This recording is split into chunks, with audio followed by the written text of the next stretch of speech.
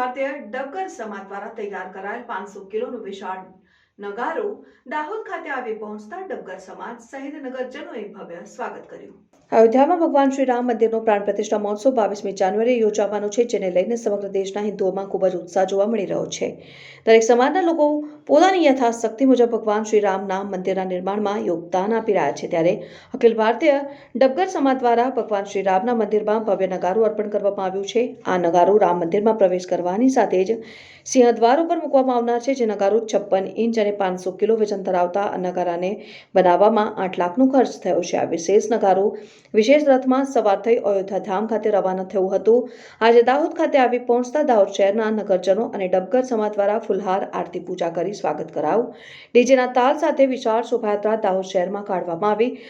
હાજર લોકોએ શ્રીરામના નારા લગાવીને સમગ્ર નગરને ભક્તિમય બનાવી દીધો હતો. Reporter Ajay Sansi, સિંધુદય news,